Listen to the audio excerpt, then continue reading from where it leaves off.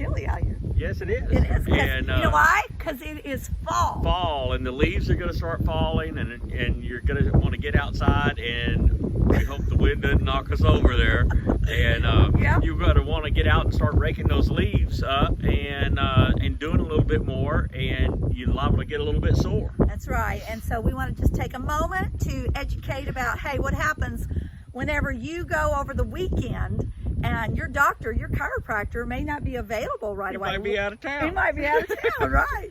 So what are you supposed to do? Okay, so I tell you what, there's one thing that I think that on Monday mornings has built a chiropractic practice as much as anything. What is it?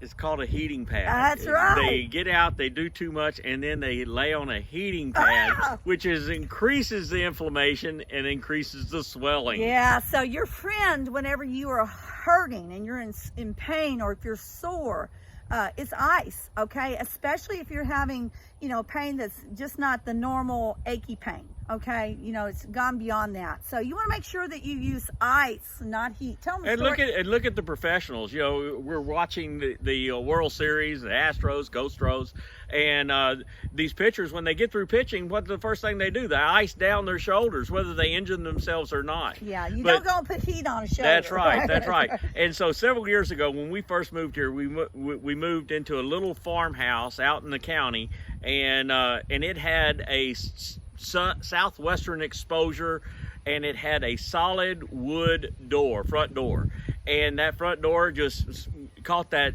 afternoon sun all the time. And during the summertime, you actually had to lay your shoulder into the door to open it, because it would stick.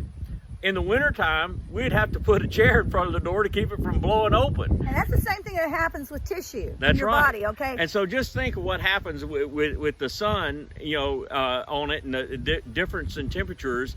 It's enough to swell or shrink that solid wooden door. Just think what it would do with your tissues. And so with tissue, your soft tissue, you do not want to expand that tissue when you're in pain. You want to shrink the tissue, which is ice. So make sure that you use ice. Use an ice pack that covers the surface, not some of these little small mini ice packs, but ice packs regardless are better than no ice packs That's at all. right. That's but right. Something that covers the tissue, a big enough span that it can make an effect. And you want to use ice 2 to 3 times a day, at least 30 minutes each time that you use it. And the rule of thumb is 20 minutes of ice, 20 minutes off, 20 minutes on, 20 minutes off. That's the reason why you need a couple ice packs as you go. That's right. So That's right. as you're approaching, look at this.